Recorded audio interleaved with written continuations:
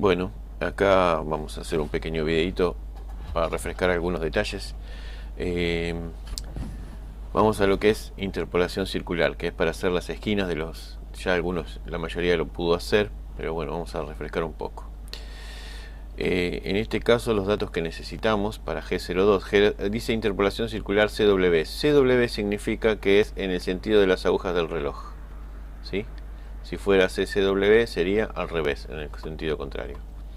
Bueno, G02 nos pide este siguiente formato. ¿Qué quiere decir? Nos pide coordenada en X, coordenada en Y, coordenada en Z.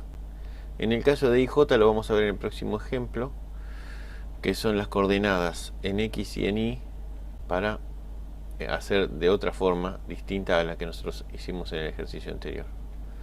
Está. En este caso K y R también es para las coordenadas que responden a los ejes Z. Y F es la velocidad de avance, ¿sí? R es el radio, por supuesto. En el caso como en el ejercicio que nosotros resolvimos, le decimos, por ejemplo, en qué posición va a posicionarse la herramienta, ¿sí? G00, 40, 10, fíjense, 40, estamos en 10 acá, ¿sí? Z0, todavía no hicimos nada. Con G01 le decimos que baje 2 y a una velocidad de trabajo no de lucillo, sino del avance, F100. Y con G02 le decimos que el giro va a ser hacia la derecha y que va a terminar en X40 y 50. Fíjense que en X va a estar en 40, exactamente como está acá, y en 50 en Y. Y que el radio va a ser de 20. ¿Está?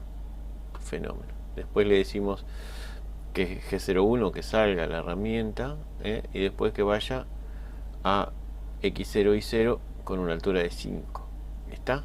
Fenómeno. Eso lo hicimos todos en el ejercicio sin ningún problema, la mayoría. Vamos al próximo, que es interpolación circular CCW, que le decía recién es que cuando tienes G03, el sentido de giro de la herramienta, el sentido de trabajo de la herramienta es en el sentido contrario a las agujas del reloj. Quiere decir que sale desde aquí y va a terminar aquí, en este punto, en este sentido. Antes empezaba acá, es G2, y terminaba acá.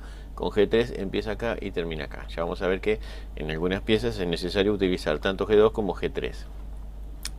En este caso, en vez de usar el punto de inicio y el punto de finalización y el radio como en el ejercicio anterior, vamos a ver que acá utilizamos J e I. Seguimos. ¿Qué son J y qué es I? Bueno, fíjense que acá en la gráfica lo muestra claramente. J es la coordenada en Y e I es la coordenada en X del centro desde donde se va a ejecutar el radio. ¿Sí? Fíjense, G00, salgo al punto 0 en una altura de 5 con la herramienta.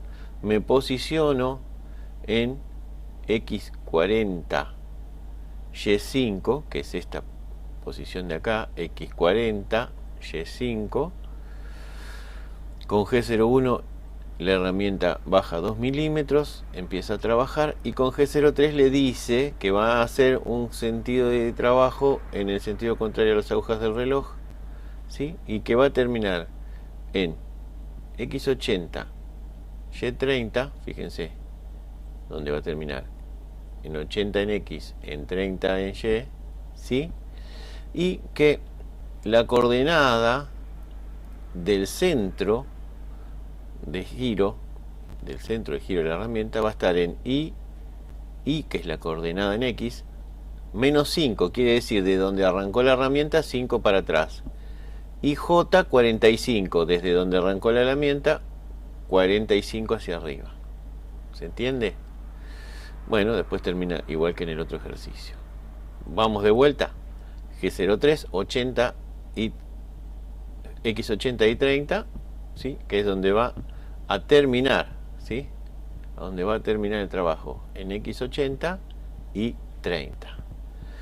Y menos 5 significa de que de la posición inicial, 5 hacia atrás en X.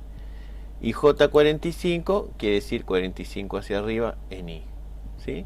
En ese punto va a ser centro el radio de giro de la herramienta. Es una forma distinta de hacer lo mismo que hicimos en G2. G2 le decíamos dónde empieza, dónde termina y cuánto era el radio. En este caso le decimos dónde está el centro de ese radio, ¿sí? Con las coordenadas J e I. Pasamos al siguiente.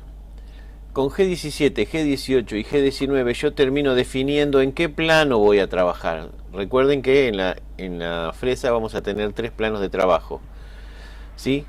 G17 es el plano XY, este que está acá.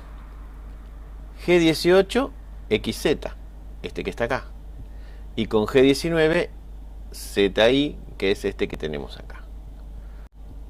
Bueno, vamos a ver función G04, que es una función que me permite detener el avance de la herramienta, y P es el tiempo asignado a esa detención. Por ejemplo, si yo necesito que la herramienta funcione en un determinado punto, pare, que espere 2 segundos y después siga, por un tema determinado, no sé, calentamiento de la herramienta, X, no sé, lo que sea necesario, puedo utilizar esta función.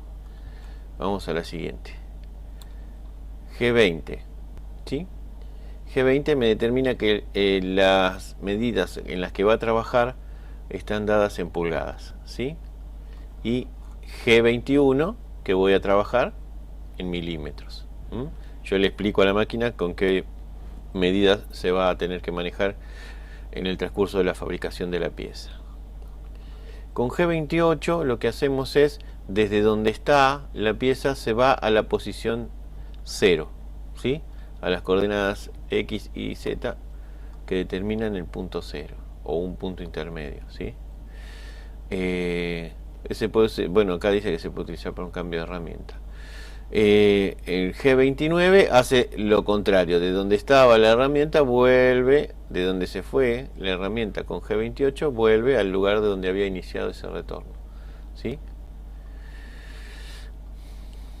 G40, este es importante, es la cancelación de la compensación de herramienta.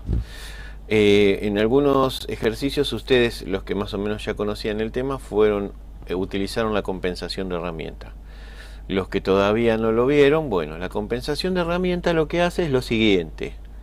Según el tamaño de la herramienta que yo voy a utilizar, voy a compensar ese tamaño hacia un lado o hacia otro para que la pieza tenga las dimensiones que yo necesito.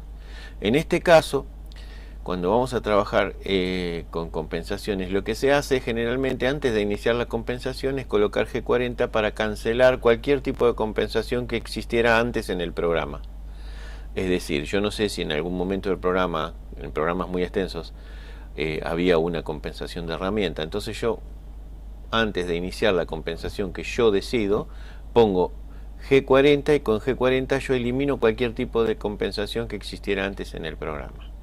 Ahora vamos a ver G41 en el próximo video.